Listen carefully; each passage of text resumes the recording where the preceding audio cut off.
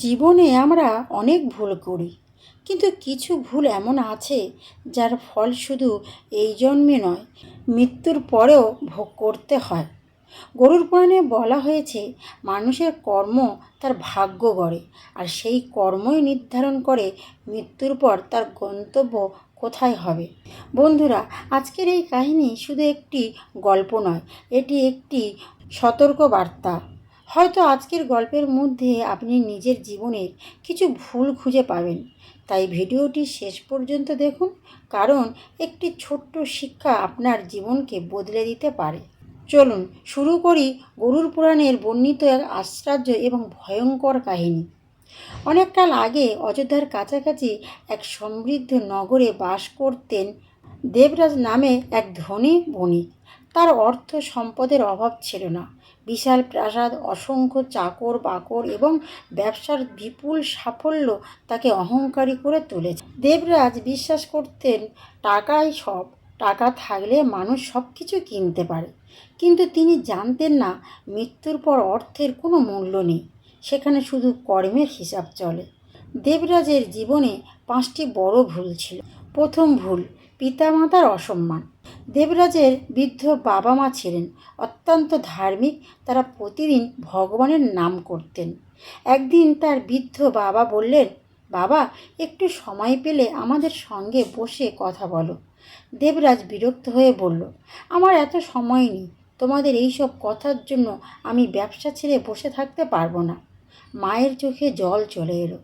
গরুর পুরাণে বলা হয়েছে, যে ব্যক্তি পিতামাতার অপমান করে, তাদের কষ্ট দেয়, সে মৃত্যুর পর কঠিন যন্ত্রণা ভোগ করে।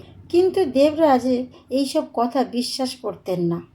দ্বিতীয় ভুল, মিথ্যে বলা ও প্রতারণা। ব্যবসায় লাভ বাড়ানোর জন্য তিনি মানুষকে প্রতারণা করতেন। এক মাপের জিনিস কম দিয়ে বেশি দাম নিতেন। একদিন এক দরিদ্র কৃষক তার কাছে এসে বলল, মহাশয়, আমাকে সঠিক মূল্য দিন, আমার পরিবার এই টাকার উপরে নির্ভর করছে। কিন্তু দেবরাজ তার পাওনা কেটে নিলেন। কৃষক অসহায় হয়ে চলে গেল। গরুর পুরাণে বলা হয়েছে, অন্যের অধিকার হরণ করা মহাপাপ। তৃতীয় ভুল, দরিদ্রদের অবহেলা।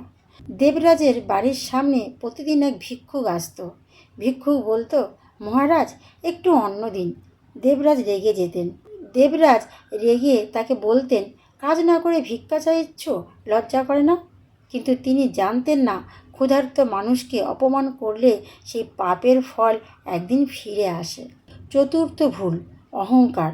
দেবরাজ মনে করতেন তার মতো বড় মানুষ আর কেউ নেই। তিনি মন্দিরে যেতেন না, দান করতেন না, কাউকে সম্মানও করতেন না। একদিন এক সাধু তাকে বললেন, পুত্র, অহংকার মানুষের পতনের কারণ। দেবরাজ হেসে উত্তর দিলেন, আমার পতন ঘটানোর ক্ষমতা কারণ নেই। সাধু শুধু মৃদু হাসলেন। পঞ্চম ভুল, ধর্মের পথ থেকে দূরে সরে যাওয়া।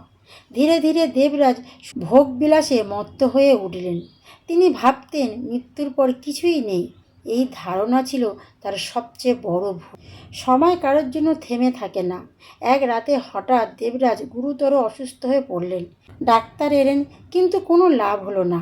শেষ মুহূর্তে তিনি দেখলেন, ঘরের এক কোণে দুজন ভয়ঙ্কর আকৃতি দূত দাঁড়িয়ে আছে। তাদের চোখ আগুনের মতো জ্বলছে। তারা ছিল যমদূত। দেবরাজ ভয়ে চিৎকার করে উঠল আর বলল, তোমরা কে?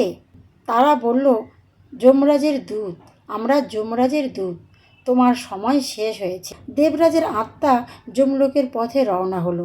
সেখানে তিনি দেখলেন বিশাল এক আদালত। সিংহাসনে বসে আছেন যমরাজ, পাশে চিত্রগুপ্ত। চিত্রগুপ্ত একটি বিশাল গ্রন্থ খুললেন। সেখানে দেবরাজের জীবনের প্রত্যেকটি কাজ লেখা ছিল। তিনি অবাক হয়ে গেলেন। তার বলা প্রত্যেকটি মিথ্যা, প্রত্যেকটি অন্যায়, কাউকে দেওয়া প্রত্যেকটি কষ্ট, সব কিছু সেখানে স্পষ্টই লেখা আছে। যমরাজ বললেন, দেবরাজ, তুমি ভাবতে কর্মফল নেই, কিন্তু এই বিশ্বে কোনো কর্ম হারিয়ে যায় না। তুমি পিতামাতার অসম্মান করেছ, দরিদ্রের কষ্ট দিয়েছ, প্রতারণা করেছ, অহংকারে অন্ধ হয়েছ। এখন তোমাকে তোমার কর্মফল ভোগ করতে হবে। দেবরাজ কাঁদতে লাগলেন, আমাকে আরেকবার সুযোগ দিন। যমরাজ বলল, মানব জন্মে সুযোগ ছিল, কিন্তু তুমি তা ব্যবহার করনি। তখন তাকে নিয়ে যাওয়া হচ্ছিল যখন তাকে নিয়ে যাওয়া হচ্ছিল তখন তিনি দেখলেন অসংখ্য আত্মা নিজেদের কর্মফলের কারণে কষ্ট পাচ্ছে। কেউ লোভের জন্য, কেউ মিথ্যার জন্য, কেউ অহংকারের জন্য। তখন ধনঞ্জয় বুঝতে পারলেন নরকের আগুনের চেয়ে ভয়ঙ্কর হলো নিজের ভুলের অনুশোচন। তাহলে বন্ধুরা, গরুড় পুরাণ আমাদের ভয় দেখানোর জন্য নয়, সঠিক পথে চলার শিক্ষা দেওয়ার জন্য রচিত হয়েছে। জীবনে এই ভুলগুলো থেকে দূরে থাকুন, পিতামাতাকে সম্মান করুন, কখনো প্রতারণা করবেন না, দরিদ্র ও অসহায় মানুষের সাহায্য করুন, অহংকার ত্যাগ করুন, সত্য ধর্মর পথে চলুন। কারণ মানুষের প্রকৃত সম্পদ তার কর্ম।